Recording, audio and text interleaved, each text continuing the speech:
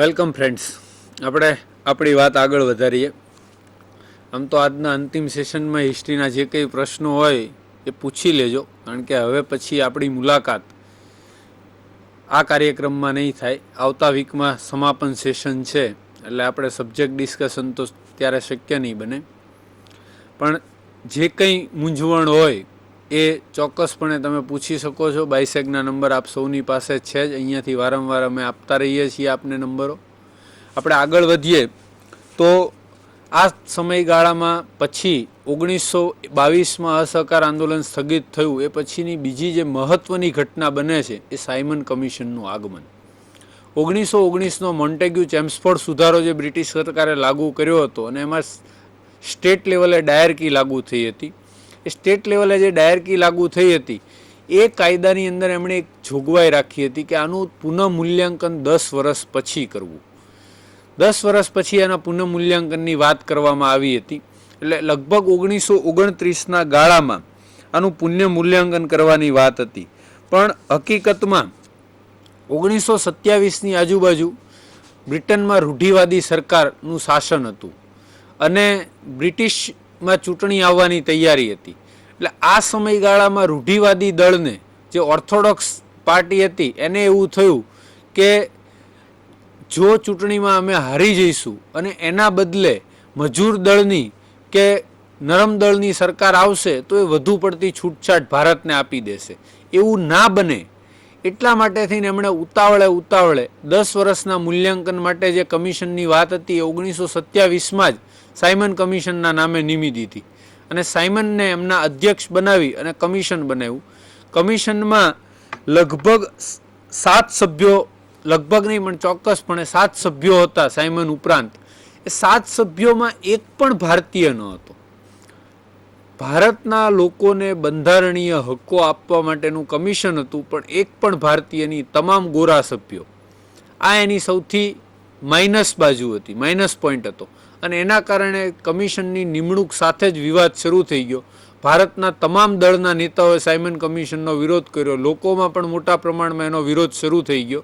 એટલે Simon commission 1927માં નિમાયું. 28માં Simon commission ભારતમાં આવ્યું. ભારતમાં એના અભિપ્રાયો લેવા દરેક પાર્ટીના. બધી પાર્ટીઓએ સાયમન કમિશનનો વિરોધ કર્યો મોટા ભાગે. કોંગ્રેસે તો એનો મોટા પ્રમાણમાં વિરોધ કર્યો અને સાયમન ગો બેકના નારા સાથે સમગ્ર ભારતમાં સાયમન કમિશન વિરુદ્ધ એક જન આંદોલન, મોટા પ્રમાણમાં જન આંદોલન છેડવામાં આવ્યું. આ જ જન આંદોલનના ભાગરૂપે 1928માં લાહોરમાં સાયમન કમિશનના વિરોધ વખતે લાઠીચાર્જમાં લાલા લજપતરાયનું મૃત્યુ થયું. એક કરુણ ઘટના આંદોલન સાથે સંકળાયેલી હતી. સાયમન કમિશનનો વ્યાપક પ્રમાણમાં વિરોધ થયો અને એ સમયગાળાની અંદર ત્યારે જે બ્રિટિશ સેક્રેટરી ઓફ સ્ટેટ હતા એમણે ભારતના નેતાઓને એક ચેલેન્જ ફેંકી કે તમારામાં જો તાકાત કે હિંમત હોય તો તમે તમારું બંધારણ કેવું હોય એવું ઘડી બતાડો. તમારે કેવું બંધારણ જોવે છે, તમારે શું જોઈએ છીએ એ ઘડી બતાડો, એ મુસદ્દો તૈયાર કરી બતાડો. એ ચેલેન્જ કોંગ્રેસે સ્વીકારી અને ચેલેન્જના ભાગરૂપે મોતીલાલ નહેરુની અધ્યક્ષતામાં એક કમિટી રચવામાં આવી જે નહેરુ કમિટીના નામે જાણીતી બની, જેણે કોંગ્રેસ તરફથી એક ભારતનું બંધારણ કેવું હોય એનો મુસદ્દો ઘડવા માટેનું આખી પ્રક્રિયા કરી અને એક નહેરુ કમિટીએ પોતાનો અલગ રિપોર્ટ 1928માં રજૂ કરી દીધો. પણ ફરીથી નહેરુ કમિટીએ, મોતીલાલ નહેરુએ જે રિપોર્ટ રજૂ કર્યો હતો એની અંદર સંપૂર્ણ સ્વતંત્રતાની વાત નહોતી, સ્વરાજની જ વાત હતી. અને આ ગાળામાં જવાહરલાલ નહેરુની અધ્યક્ષતામાં, જવાહરલાલ નહેરુના વડપણ નીચે એક આખો યુવા કોંગ્રેસનો એવો વર્ગ તૈયાર થતો હતો કે જેને સ્વરાજ ખપતું ન હતું, પૂર્ણ સ્વરાજ જ જોઈતું હતું. એટલે જવાહરલાલ નહેરુએ પોતાના પિતાના રિપોર્ટનો, મોતીલાલ નહેરુના રિપોર્ટનો વિરોધ કર્યો હતો અને નહેરુ રિપોર્ટને આ યુવા દળ સ્વીકારવા તૈયાર નહોતું. એમને પૂર્ણ સ્વરાજની જ જરૂર હતી. એટલે અંતે 1929ની અંદર લાહોર અધિવેશન ભરાયું.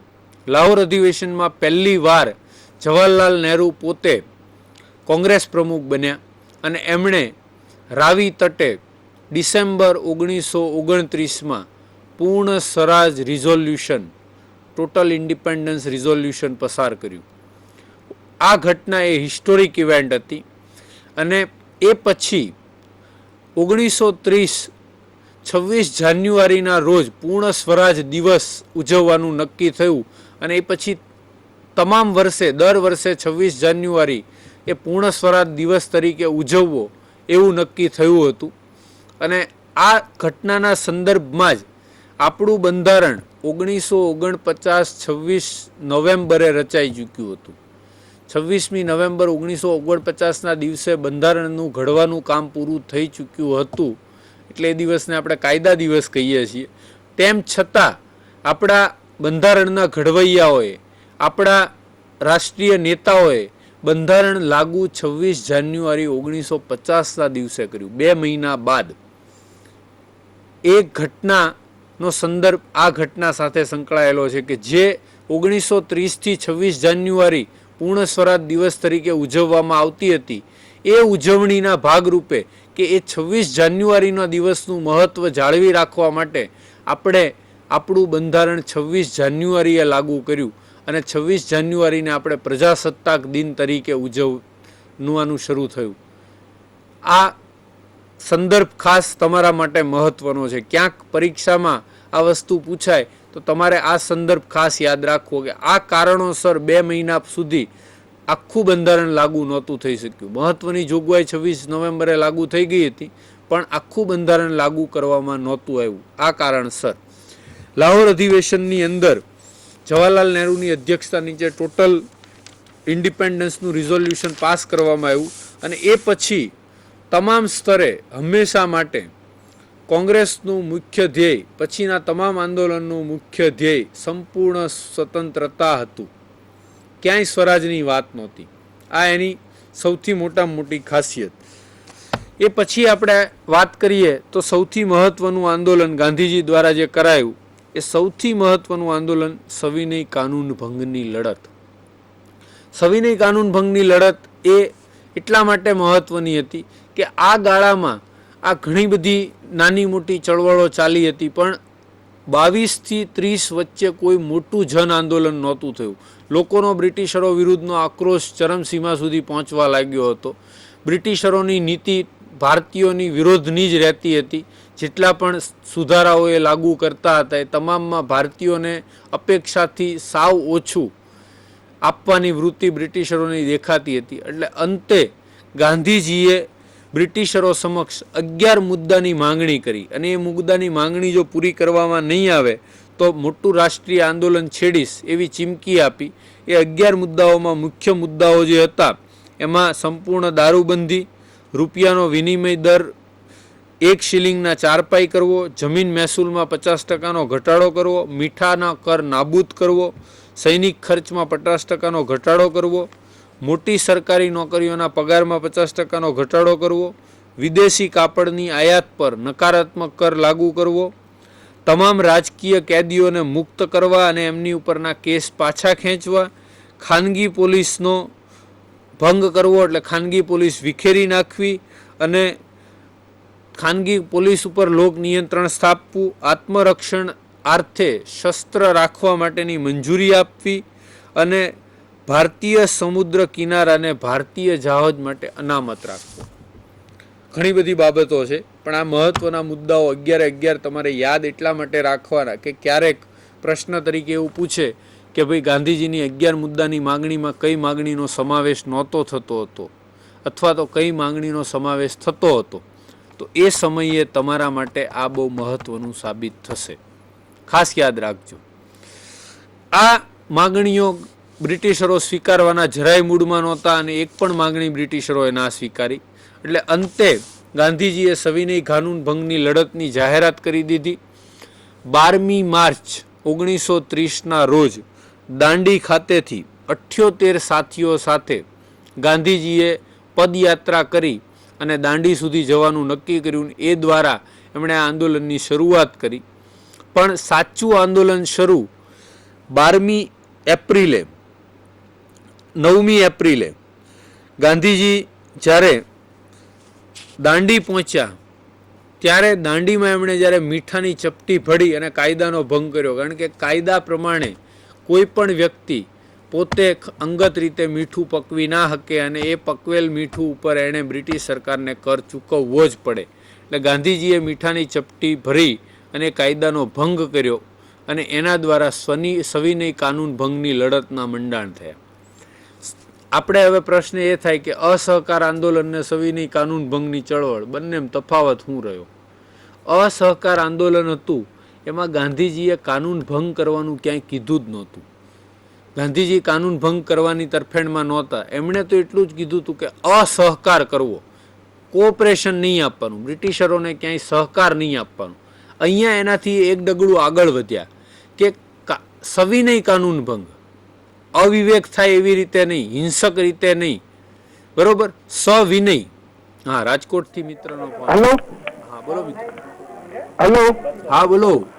સર, મારો સવાલ છે હા કે આદિવાસી આંદોલન જે આપણે થયા 1900 પહેલા, હા એમાં છે ક્યાં ક્યાં આંદોલનને મહત્વ આપવું અને એમાં શું આપણે જે દેવી શક્તિઓનો જે એમને ઉપયોગ કરતા. અવાજ ખૂબ ઓછો આવે છે, તમે થોડું મોટેથી બોલશો મિત્ર. હેલો. હા, મારો સવાલ છે આદિવાસી આંદોલન જે થયા 1900 ની પહેલા જે, હા એમાં છે મેન્સમાં આપણને પૂછાય આદિવાસી આંદોલનમાં તો ક્યાં ક્યાં આંદોલનોને આપણે મહત્વ આપવું અને એમાં જે છે બિરસા મુંડાની જે હતા એ દેવી શક્તિ પોતાની પાસે ધરાવતા એવું કહેતા, તો એ એવા છે એ બાબતોનો આપણે ઉલ્લેખ કરવો કે ન કરવો. અને બીજો પ્રશ્ન મારો એ છે કે હરિપુરા કોંગ્રેસ આંદોલન જે થયું એમાં સુભાષચંદ્ર બોઝ છે એ જીતી ગયા અને પછી છે એ વિરોધ કરી અને છોડી જાય છે, તો એ પ્રશ્નને આપણે મહત્વ આપી શકીએ પ્રિલિમ્સ માટે કે નહીં? પ્રિલિમ્સ માટે ફેક્ટ્સની રીતે જ ખાલી એ પ્રશ્નમાં એટલું ઇમ્પોર્ટન્સ યાદ રાખવાનું કે સુભાષ બાબુ ગાંધીજીના વિરોધ છતાં જીત્યા હતા અને એની સામેના જે કેન્ડિડેટ હતા પટ્ટાભી સીતારામૈયા, એમની હાર થઈ હતી, પણ ગાંધીજીએ એનો વિરોધ મોટા પ્રમાણમાં કર્યો. એટલે અંતે ગાંધીજીની તરફેણમાં કોંગ્રેસ વર્કિંગ કમિટીના બધા મેમ્બરોએ રાજીનામા આપ્યા અને એ કારણોસર પછી સુભાષબાબુ માટે કાર્ય કરવું પ્રમુખ તરીકે અઘરું હતું અને મતભેદ એટલા વધારે હતા કે પછી ગાંધીજી અને સુભાષબાબુ એક સાથે કામ કરી શકે એમ નહોતા. એટલે એમણે ત્યારે રાજીનામું આપ્યું અને પોતે અલગ ફોરવર્ડ બ્લોકની સ્થાપના કરી. આ પ્રશ્નનું મહત્વ ફેક્ચ્યુઅલ રીતે જ છે, આપણે એના ઊંડાણમાં નહીં ઉતરીએ કે કોણ સાચું હતું, ગાંધીજી સાચા હતા કે સુભાષબાબુ સાચા હતા, કારણો શું હતા. કારણોમાં મુખ્ય કારણ એ જ હતું કે સુભાષબાબુ સેકન્ડ વર્લ્ડ વોર વખતે એ તકનો ઉપયોગ કરીને મોટું જન આંદોલન ચલાવવા માગતા હતા અને અંગ્રેજોને તકલીફમાં મૂકવા માગતા હતા. ગાંધીજી ત્યારે સેકન્ડ વર્લ્ડ વોરના સમયમાં મોટા જન આંદોલનની તરફેણમાં નહોતા. આ મુદ્દા ઉપર એમનું જે ગરમપંથી અને નરમપંથીની વિચારસરણીની જે વાત હતી એવી જ વાતે અહીંયા ફરીથી કોંગ્રેસમાંથી સુભાષબાબુને અલગ થવું પડ્યું હતું. એટલે આપણે એના વિવાદમાં જવાની જરૂર નથી.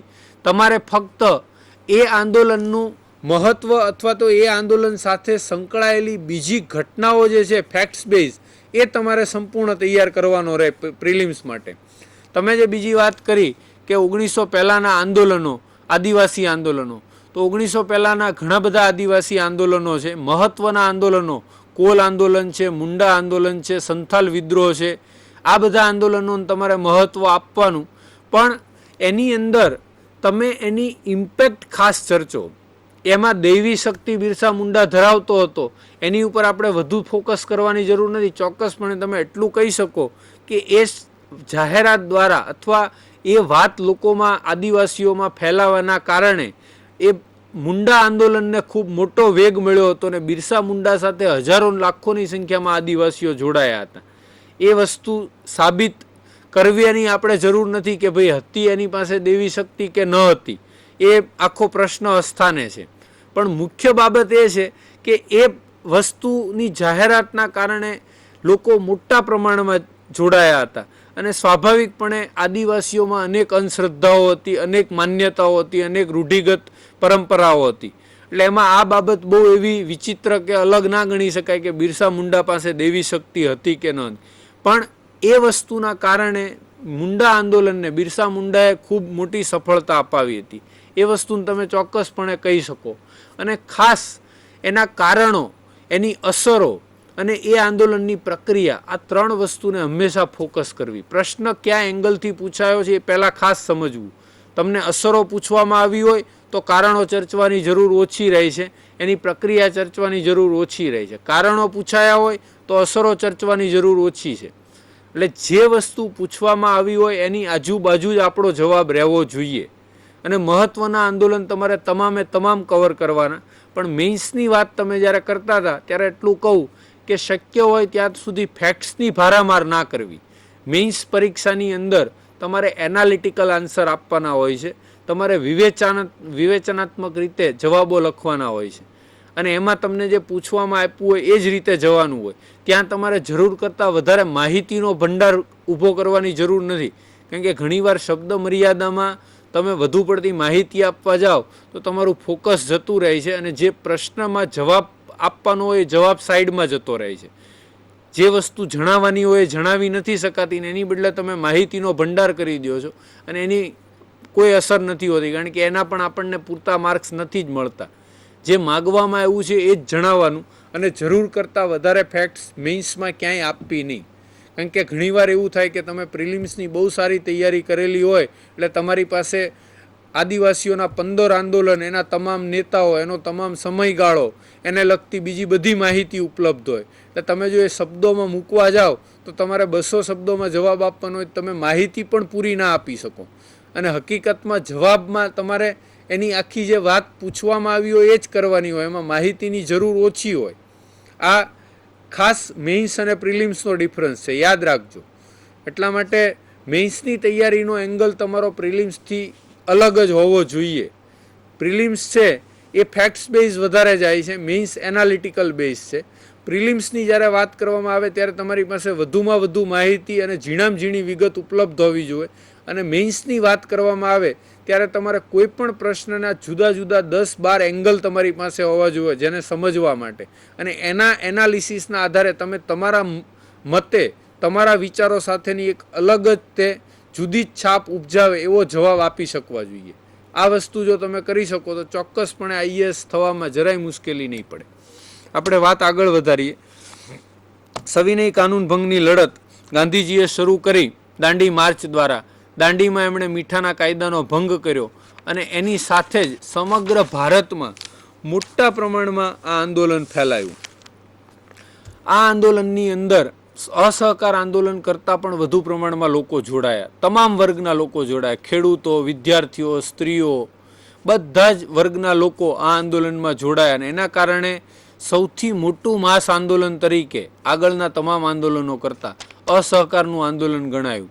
આ આંદોલનમાં આગળના આંદોલનના પ્રમાણમાં છૂટક હિંસક બનાવો પણ બન્યા. ચોરાચોરી જેવો મોટો બનાવ ક્યાંય નહોતો બન્યો, પણ નાની મોટી છૂટક હિંસાના બનાવો બન્યા. અને એક વસ્તુઓને પછી ગાંધીજી નજરઅંદાજ કરી શક્યા. અધરવાઇઝ આ આંદોલન પણ બહુ વહેલું બંધ કરવાનો વારો આવે એવી સ્થિતિ હતી.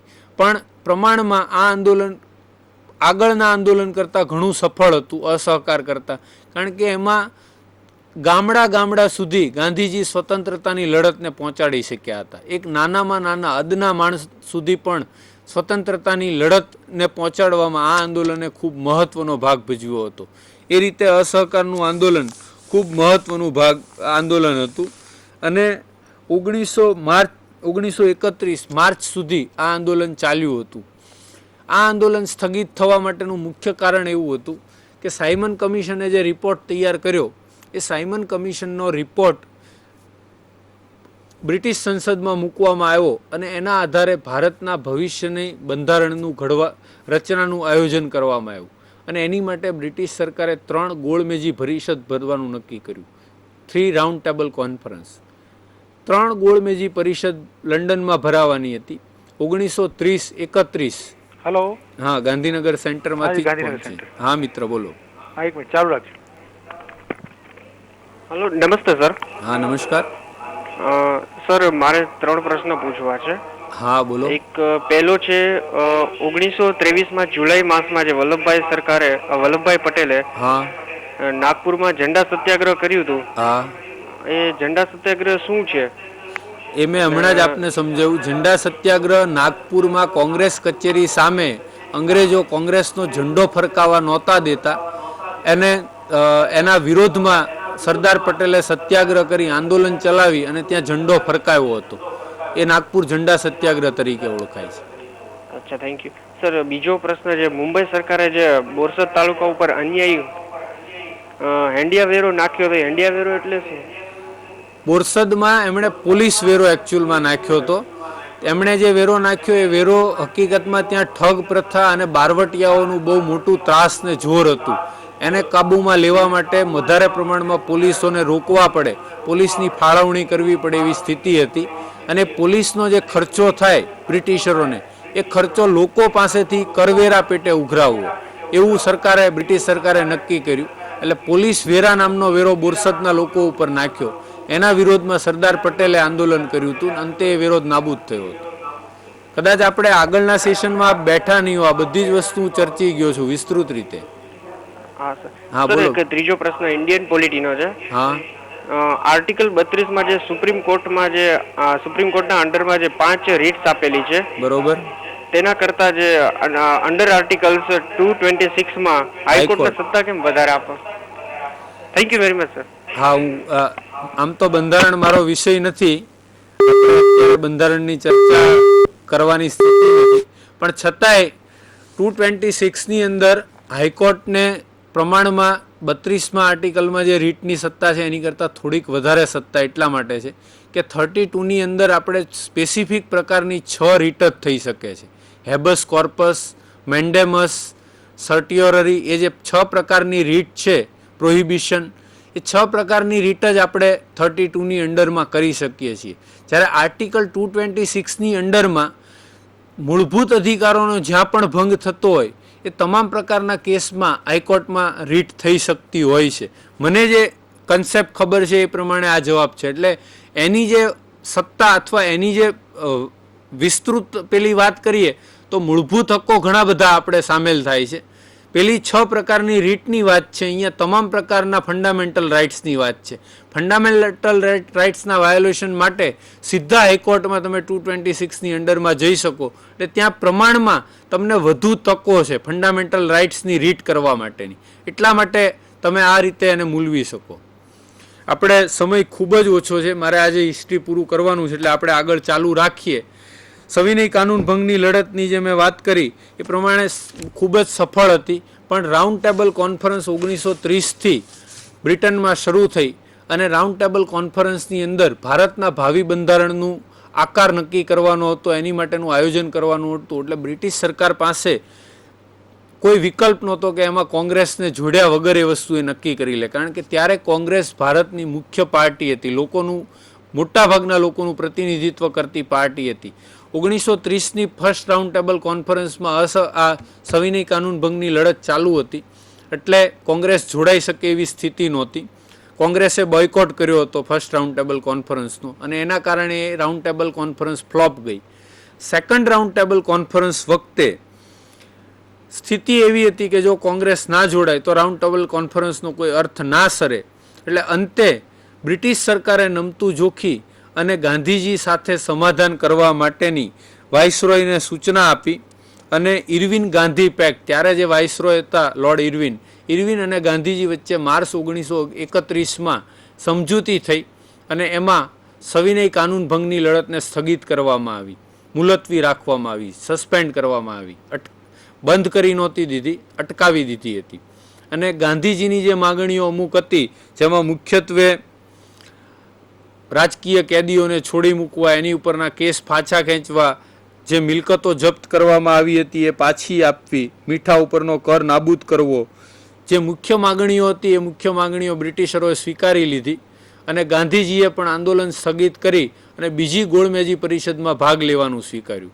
અને એ દ્વારા પછી 1931માં જે સેકન્ડ રાઉન્ડ ટેબલ કોન્ફરન્સ બ્રિટનમાં ભરાણી, એમાં ભાગ લેવા માટે ગાંધીજી લંડન ગયા. ગાંધીજી એ આપણે અગાઉના સેશનમાં મેં એકવાર વાત કરી છે કે એ વખતે આપણા રાષ્ટ્રીય શાયરનું બિરુદ જેમને મળ્યું છે, ઝવેરચંદ મેઘાણીએ ગાંધીજી ઉપર એક સરસ કવિતા લખી હતી. છેલ્લો કટોરો ઝેરનો પી જજો બાપુ, સાગર પીનારા અંજલિ નવ ઢોળજો બાપુ. ગાંધીજી જાણતા હતા, સમગ્ર દેશ જાણતો હતો. એ જ અભિવ્યક્તિ મેઘાણીએ કવિતામાં કરી હતી કે અંગ્રેજો આપણને કાંઈ નથી આપવાના, આપણને ત્યાં બોલાવે છે, પણ બંધારણમાં ભારતને સ્વતંત્રતા આપવાની તૈયારી એમની બિલકુલ નહીં હોય. એટલે આ એક ઝેરનો કટોરો જ છે, જે અત્યાર સુધી અંગ્રેજો આપણને ઝેર પીવડાવી રહ્યા છે. આ છેલ્લો કટોરો છે. તમે લંડન જાઓ છો પણ એ કટોરો પણ પી જજો, કારણ કે ગાંધીજી જેવું વ્યક્તિત્વ ત્યારે ભારતમાં બીજું કોઈ નહોતું. અને ગાંધીજીએ પરિષદમાં ભાગ લેવા ગયા, એમણે સેકન્ડ રાઉન્ડ ટેબલ કોન્ફરન્સમાં ભાગ લીધો, પણ બ્રિટિશરોની અકડાઈ અને એમના અમુક નિર્ણયોના કારણે ગાંધીજીએ પરિષદમાં સહમત ના થયા અને અંતે સેકન્ડ રાઉન્ડ ટેબલ કોન્ફરન્સ પણ નિષ્ફળ ગઈ.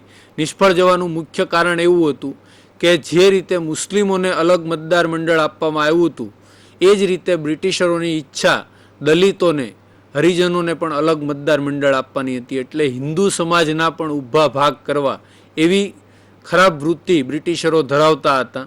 અને એ ગાંધીજીને 1 થી લાખે પણ પરવડે એમ નહોતું, કારણ કે મુસ્લિમને અલગ મતદાર મંડળના પરિણામો ગાંધીજીને જોવાના શરૂ થઈ ચૂક્યા હતા. જે એક આખી આઇસોલેટ ચળવળ અંગ્રેજોએ કરી કે ભાઈ તમારી સંસ્કૃતિ, તમારા ધર્મ બધું હિન્દુઓથી અલગ છે, ને એના કારણે હિન્દુસ્તાનના જે ભાગ પડ્યા આ વિચારધારાથી, એ વસ્તુ ફરીથી દલિતોમાં પણ લાગુ કરવામાં આવે તો હિન્દુસ્તાન સાવ વેરવિખેર થઈ જાય અને અંદરો અંદર લડી મરે એવી સ્થિતિ પેદા થાય. અને તો બ્રિટિશરોને આઝાદી આપવાનો પ્રશ્ન જ ના થાય, કારણ કે લોકો જ અંદર અંદર લડી અને એકબીજાને ખતમ કરી દે. એ વસ્તુ ગાંધીજી ત્યારે જોઈ શકતા હતા. એટલે અંતે સેકન્ડ રાઉન્ડ ટેબલ કોન્ફરન્સમાં ગાંધીજીએ બ્રિટિશરોની વાત સ્વીકારી નહીં અને સેકન્ડ રાઉન્ડ ટેબલ કોન્ફરન્સ પણ નિષ્ફળ ગઈ. એટલે એ પછી ગાંધીજી ભારત પાછા આવ્યા. ફરીથી એમણે સવિનય કાનૂન ભંગની લડત ચાલુ કરવા પ્રયત્ન કર્યો. સફળતા ના મળી, કારણ કે આંદોલનનો જે ટેમ્પો હતો, જે હાઈપ હતી, જે લોકો મોટા પ્રમાણમાં જોડાયેલા હતા, એ બધું વેરવિખેર થઈ ગયું. અને ગાંધીજીની એ ગાળામાં બ્રિટિશરોએ ફરીથી ધરપકડ કરી. 3 રાઉન્ડ ટેબલ કોન્ફરન્સ 1932માં પૂરી થઈ ગઈ. ત્યારના બ્રિટિશ વડાપ્રધાન રામસે મેકડોનાલ્ડે પોતાની રીતે એકતરફી નિર્ણય લઈ અને દલિતો માટે અલગ મતદાર મંડળ, હરિજનો માટે અલગ મતદાર મંડળ જાહેર કરી દીધું. એના વિરોધમાં ગાંધીજીએ યારવાડા જેલમાં પૂનામાં ભૂખ હડતાલ શરૂ કરી દીધી. આમરણાંત ઉપવાસ ઉપર બેસી ગયા અને અંતે ગાંધીજી અને આંબેડકર વચ્ચે એક સમજૂતી થઈ, જે પૂના સમજૂતી કે પૂના કરાર તરીકે જાણીતી છે. એ પૂના કરાર 1933 જુલાઈમાં એમની વચ્ચે થયો અને અંતે આંબેડકરજી સહમત થયા કે ભાઈ અલગ મતદાર મંડળ નહીં, પણ ચૂંટણીઓમાં અનામત દલિતો માટે, હરિજનો માટે અમુક સીટો રાખવામાં આવે એવી વ્યવસ્થા ગોઠવવી. અને એ રીતે અલગ મતદાર મંડળનો વિચાર પડતો મુકાયો અને અનામતની જગ્યાઓ ફાળવવી એવું સૈદ્ધાંતિક રીતે સ્વીકાર્યું. પછી ગાંધીજીએ પોતાના ઉપવાસ છોડ્યા. આ જે ઘટના છે પૂના કરાર તરીકે જાણીતી છે, જે આંબેડકર અને ગાંધીજી વચ્ચે થયા હતા.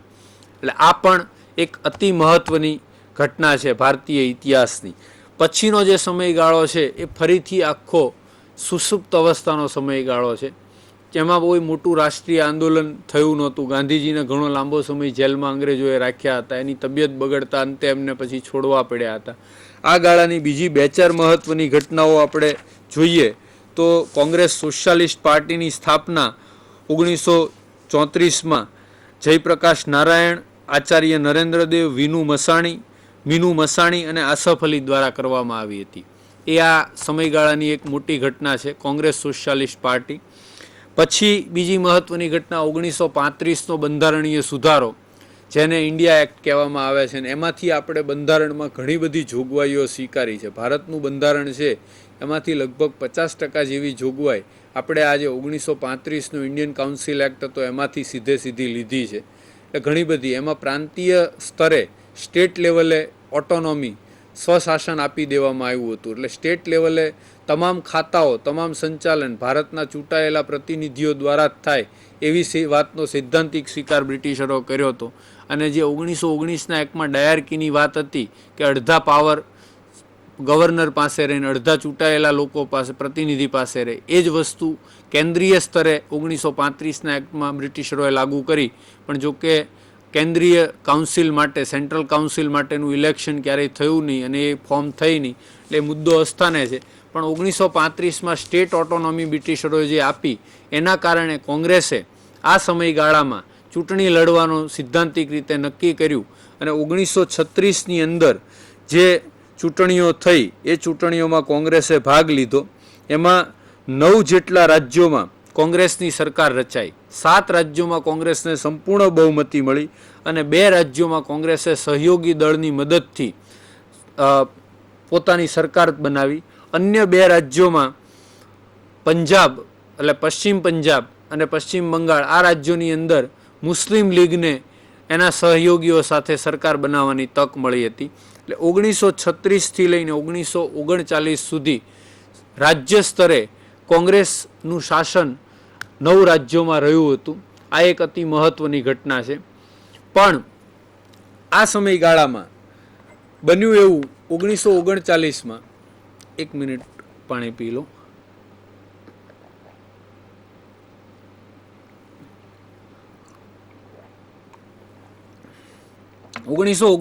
માં સેકન્ડ વર્લ્ડ વોર શરૂ થઈ ગઈ. વિશ્વ સ્તરે એનાર્કી અરાજકતાનું વાતાવરણ ફેલાઈ ગયું અને એ સમયગાળામાં બ્રિટિશરોએ ભારતના કોઈ પણ નેતાનો સંપર્ક કર્યા વગર, કોઈ પાર્ટીને પૂછ્યા વગર ભારતને પોતાની તરફેણમાં પોતાના પક્ષે યુદ્ધમાં જોડાયેલું જાહેર કરી દીધું.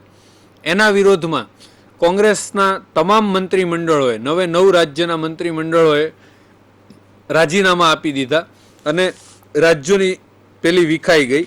એટલે આ રીતે કોંગ્રેસ સ્થાનિક પેલામાંથી નીકળી ગઈ અને એનો સેકન્ડ વર્લ્ડ વોરમાં ભારતને જોડવાનો મોટા પ્રમાણમાં એણે વિરોધ શરૂ કરી દીધો.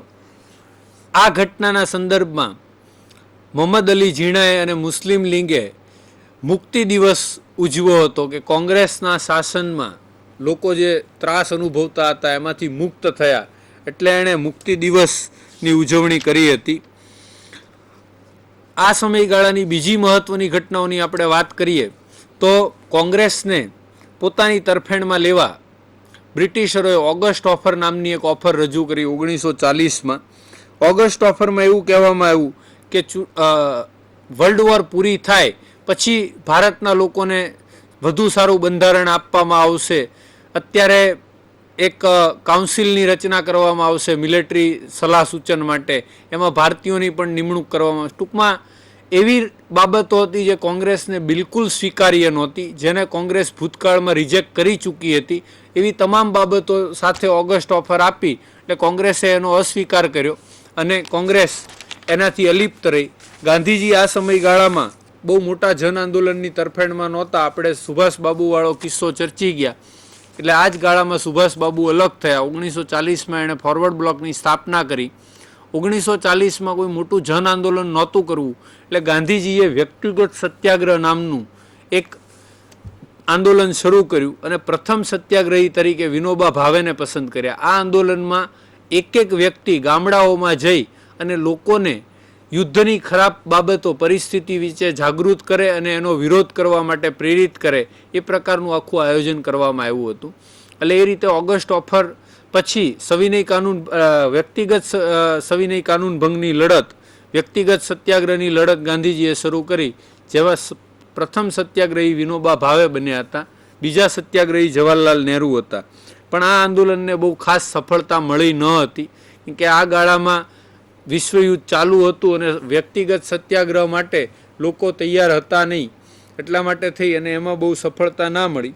એ પછી જે મહત્વની ઘટનાઓ છે એમાં 1942નું ક્રિપ્સ મિશન.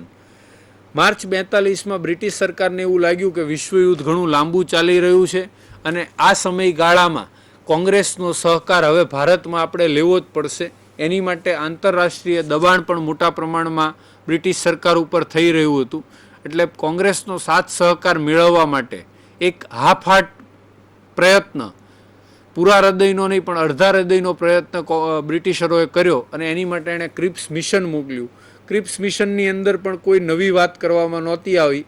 ઓગસ્ટ ઓફરની અંદર જ જે વાતો કરાઈ હતી એ જ બધી વાતો ફરીથી કે ભાઈ યુદ્ધ બાદ, બીજા વિશ્વયુદ્ધ બાદ સ્વશાસન આપવામાં આવશે, કોંગ્રેસોની માટે ભારત માટે અલગ બંધારણ ઘડવામાં આવશે અને જૂની પુરાણી વાતો હતી જે કોંગ્રેસને ક્યારેય સ્વીકાર્ય નહોતી.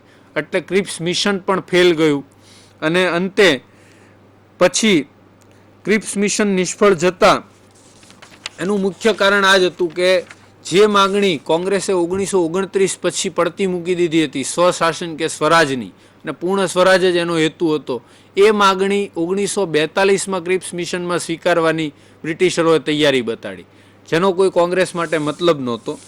એટલે ક્રિપ્સ મિશન ફ્લોપ ગયું. એ પછી ગાંધીજીએ અને કોંગ્રેસે એવું અનુભવ્યું કે હવે એક મોટું જન આંદોલન ખૂબ જ જરૂરી છે અને એ જન આંદોલન કરવું જ પડે એવી સ્થિતિ પેદા થઈ ચૂકી હતી. એટલા માટે થઈ અને 1942માં ભારત છોડો આંદોલન, ક્વિટ ઇન્ડિયા મૂવમેન્ટ છેડવાનું નક્કી કરાયું. 8મી ઓગસ્ટે મુંબઈના ક્રાંતિ મેદાનમાં ગાંધીજીના નેતૃત્વમાં તમામ મોટા કોંગ્રેસી નેતાઓ સાથેની એક બેઠક મળી, એક સભા મળી. એ સભામાં બીજા દિવસથી આખા ભારતમાં ભારત છોડો આંદોલન છેડવાનું નક્કી કરાયું. પણ કોંગ્રેસના તમામ નેતાઓની રાત્રે 12 વાગે અંગ્રેજોએ ધરપકડ કરી લીધી, એટલે આંદોલન ન ધણિયાતું થઈ ગયું. ક્વિટ ઇન્ડિયા મૂવમેન્ટનું નેતૃત્વ કોણે કર્યું તેવું પૂછવામાં આવે તો વાસ્તવિક રીતે કોઈ મોટો નેતા એના નેતૃત્વમાં હતો જ નહીં, કારણ કે તમામ મોટા નેતાઓની ધરપકડ થઈ ગઈ હતી. અને એના વિરોધમાં બીજા દિવસે સમગ્ર ભારતમાં મોટા પ્રમાણમાં જન આક્રોશ ફાટી નીકળ્યો અને સ્વયંભૂ આંદોલન શરૂ થઈ ગયું અને બહુ મોટા પ્રમાણમાં હિંસક આંદોલન થયું. તમામ રેલવેની લાઈનો ઉખેડી નખાય, તાર ટપાલની લાઈનો તોડી પડાય, અંગ્રેજ કચેરીઓને નિશાન બનાવીને એને સળગાવવામાં આવી, અંગ્રેજોના પ્રતિક સમૂહ તમામ વસ્તુઓ વ્યક્તિઓને તોડી પાડવાનું નક્કી કરાયું. આ રીતે બહુ મોટા પ્રમાણમાં આંદોલન, વ્યાપક પ્રમાણમાં હિંસક અને જન આંદોલન ફાટી નીકળ્યું. એક પ્રકારનો વિદ્રોહ કહીએ એવી સ્થિતિ પેદા થઈ અને એને તોડી પાડવા માટે બ્રિટિશરોએ મોટા પ્રમાણમાં બળનો પ્રયોગ કર્યો, અનેક લોકોને મારી નાખ્યા, મોટા પ્રમાણમાં ગોળીબારો કરવામાં આવ્યા. પણ એ એટલા ટૂંકા ગાળામાં એટલા વ્યાપક પ્રમાણમાં બનેલી ઘટનાઓ હતી કે તમામ ઘટનાઓ આપણને એક સાથે જાણવા ક્યારેય ના મળી કે ક્યાં કેટલા લોકોને બ્રિટિશરોએ મારી નાખ્યા. પણ આ આંદોલનની અસર બહુ મોટા પ્રમાણમાં પડી. આ આંદોલને બ્રિટિશરોને સમજાવી દીધું કે હવે ભારત ઉપર શાસન કરવું શક્ય નથી, હવે લોકો બ્રિટિશરોને સહન કરવા બિલકુલ તૈયાર નથી. આ આંદોલનની બીજી એક ખાસિયત એ પણ હતી કે ઘણા બધા સ્થળોએ પેરેલલ ગવર્મેન્ટની રચના થઈ ગઈ હતી. 4, 6, 8 મહિના કે વર્ષ સુધી બ્રિટિશ શાસન ત્યાં પ્રવેશી ના શકે અને સ્થાનિક લોકોના નેતૃત્વમાં સ્થાનિક બલિયામાં સ્થાનિક રીતે પોતાની એક અલગ સરકાર ચાલતી હોય એવી એક આખી અલગ બોડી બની ગઈ હતી અને એ લોકો સ્થાનિક શાસન કરવા લાગ્યા હતા. એટલે પેરેલલ ગવર્મેન્ટની રચના આ આંદોલનમાં ઘણા બધા સ્થળોએ થઈ હતી અને આ આંદોલનમાં તમામ વર્ગના લોકો જોડાયા હતા. બહુ મોટા પ્રમાણમાં હિંસક આંદોલન થયું હતું. એ રીતે ભારત છોડો આંદોલનનું આમાં ખૂબ મોટું પ્રદાન છે. પણ આ આંદોલન નિષ્ફળ ગયું એની પાછળના મુખ્ય કારણો મેં કીધા એ પ્રમાણે એક તો મોટા પ્રમાણમાં અત્યાચાર આચરી અને બ્રિટિશરોએ આંદોલનને કચડી નાખ્યું હતું. બીજું, એ આંદોલનને દિશા સૂચન માટે કે એને યોગ્ય નેતૃત્વ પૂરું પાડી શકે એવો કોઈ નેતા હાજર ન હતો. આંદોલન શરૂ કરતા પહેલાં નેતૃત્વની ધરપકડ થશે એનો વિચાર નહોતો કરાયો, એટલે સેકન્ડ કે થર્ડ કેડરના નેતાઓને તૈયાર નહોતા કરવામાં આવ્યા. આ આંદોલનની બીજી એક મોટી ખાસિયત એ પણ હતી કે એમાં ભૂમિગત જે અંડરગ્રાઉન્ડ મૂવમેન્ટ કહેવાય એવી ચળવળ મોટા પ્રમાણમાં આચાર્ય નરેન્દ્રદેવ, જયપ્રકાશ નારાયણ અને અરુણા આસફ અલી દ્વારા ચલાવાઈ હતી. અને આ જ આંદોલન સમયે ભૂગર્ભ રેડિયો પણ ચલાવવામાં આવ્યો હતો. આ પ્રકારની પ્રવૃત્તિ દ્વારા બ્રિટિશરોને મોટા પ્રમાણમાં ફાઇટ આપવામાં આવી હતી.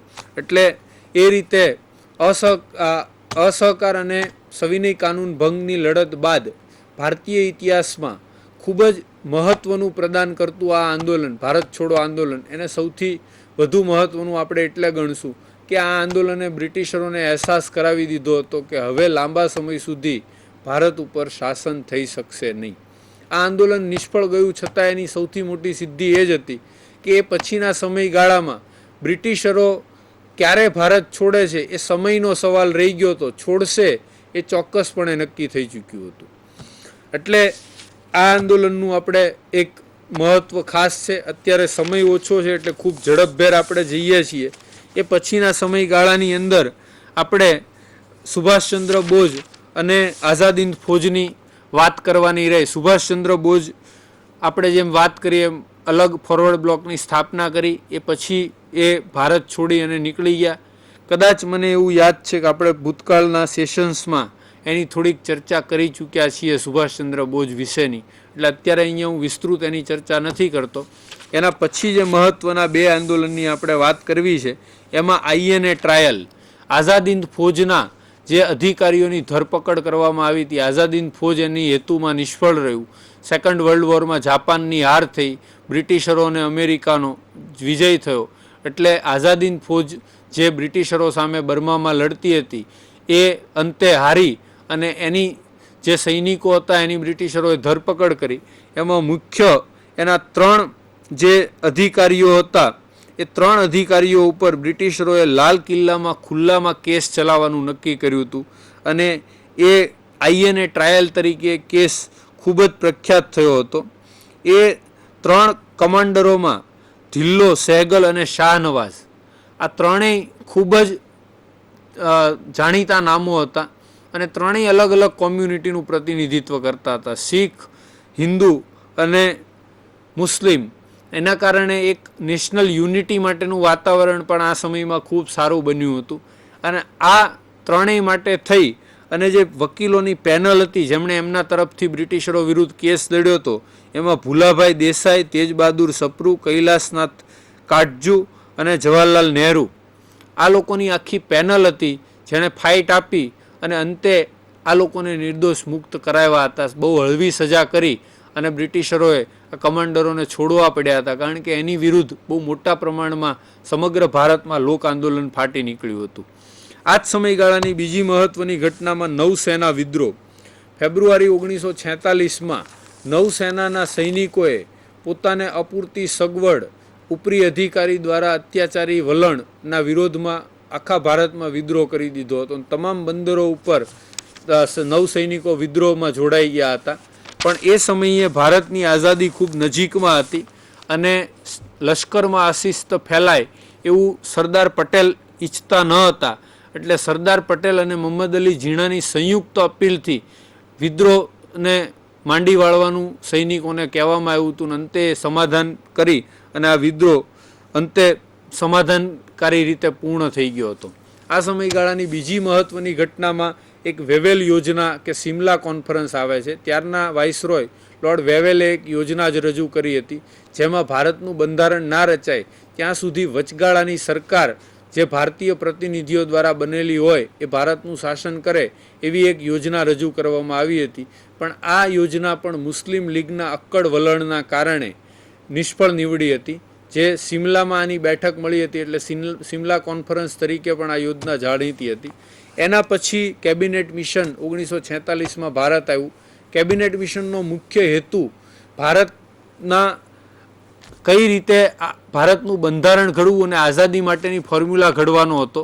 પણ તમામ પક્ષોના નેતાઓ સાથે, તમામ મોટા નેતાઓ સાથે ચર્ચા બાદ કેબિનેટ મિશન કોઈ એક નિર્ણય ઉપર આવી નહોતું શક્યું કારણ કે તમામ વચ્ચે મતભેદ, ખાસ કરીને મુસ્લિમ લીગ અને કોંગ્રેસના મતભેદ ખૂબ જ ઊંડા હતા અને એના કારણે ભાગલા પાડવા ના પાડવા એ મુદ્દે સૌથી મોટું કન્ફ્યુઝન હતું.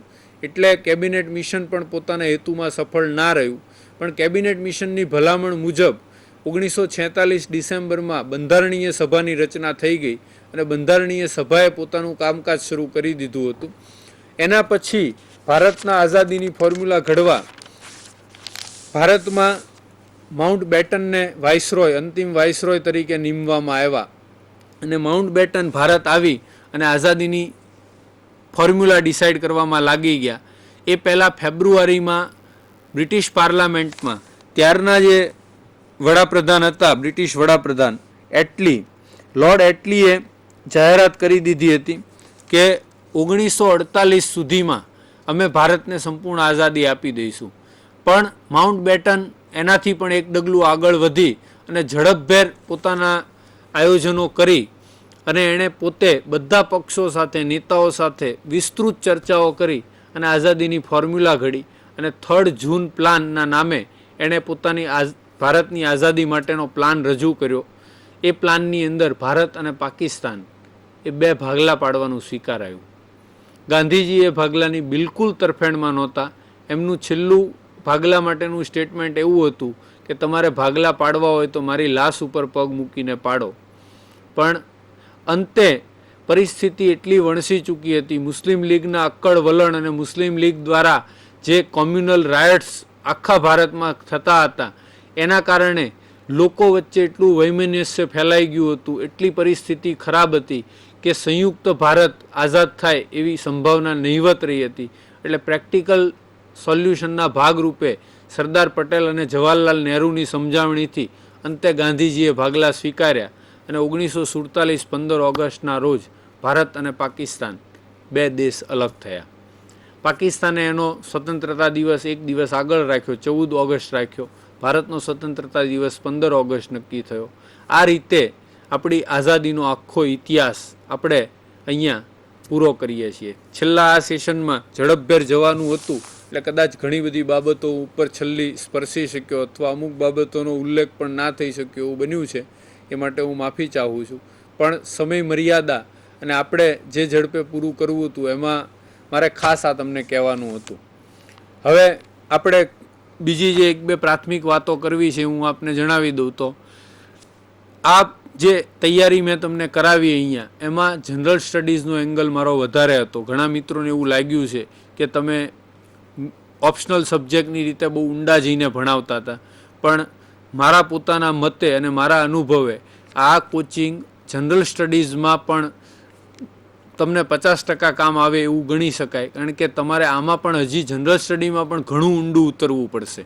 ઘણી બધી ફેક્ટ્સ હજી તમારે કલેક્ટ જનરલ સ્ટડીઝના પેપર માટે પણ કરવી પડશે. એટલે શક્ય હોય તો જૂના પ્રશ્નપત્રો ખાસ જોતા રહેજો. મેં પહેલા સેશનથી તમને કીધું હતું કે તમને જૂના પ્રશ્નપત્રોની જો હેબિટ હશે તો કેવું પૂછાય છે એ ખાસ ખબર હશે, અને એ કેવું પૂછાય છે એ જો તમને ખબર હોય તો ચોક્કસપણે તમને ક્યાંય તકલીફ નહીં પડે. એટલે આ જ વસ્તુ કોઈ પણ એક્ઝામ માટે, ઇવન જીપીએસસીની પરીક્ષા પણ જો તમારે આપવાની હોય તો જૂના પ્રશ્નપત્રો ખાસ જોઈ લેવા. જીપીએસસી દ્વારા જનરલ નોલેજનું પ્રશ્નપત્રો તો ઇવન દરેક એક્ઝામમાં લેવાય છે. વર્ષમાં 10 એક્ઝામ કે 25 એક્ઝામ જીપીએસસી કન્ડક્ટ કરે તો બધામાં એક જીકેનું પેપર તો કોમન હોય જ છે. તો એનો પેપર સેટ કે જો એવું મળતું હોય તો એ પણ તમારે જોઈ લેવું કે ભૂતકાળમાં જીપીએસસી જીકેમાં કેવું કેવું પૂછે છે, તો એની તૈયારીમાં પણ તમને ખૂબ જ સારી મદદ મળી રહેશે. એટલે એ રીતે જો સારી રીતે તૈયાર કરશો તો કોઈ પણ પરીક્ષા પાસ કરવી જરા પણ અઘરી નથી. આયોજનબદ્ધ યોગ્ય મહેનતનો પુરસ્કાર હંમેશા મળતો હોય છે, અને આશા રાખીએ કે તમે સૌ સફળ થઈ અને ગુજરાતનું નામ રોશન કરો. આપણે જે કવાયત કરીએ છીએ કે ગુજરાતમાંથી વધુ લોકો આઈએએસ આઈપીએસ બને એ સફળ થાય. મારા તરફથી આપ સૌને અત્યારથી ખૂબ જ સારી પરીક્ષા જાય એવી શુભેચ્છા. All the best. આપણે અહીંયા આજનું આ મારું સેશન ઇતિહાસનું પૂરું કરું છું. આ કાર્યક્રમમાં આપ સૌએ મને જે પ્રેમ આપ્યો, જે સહકાર આપ્યો અને જે રીતે પ્રશ્નો પૂછ્યા છે એનો મને ખૂબ જ આનંદ છે. એ માટે હું સૌ વિદ્યાર્થી મિત્રોનો હાર્દિક આભાર માનું છું. અને ભવિષ્યમાં પણ ક્યારે પણ કોઈ પણ મિત્રને વ્યક્તિગત રીતે પણ મારી મદદની જરૂર હોય તો હું ચોક્કસપણે કરવા તૈયાર રહીશ હંમેશા માટે. આભાર મિત્રો. હવે પછી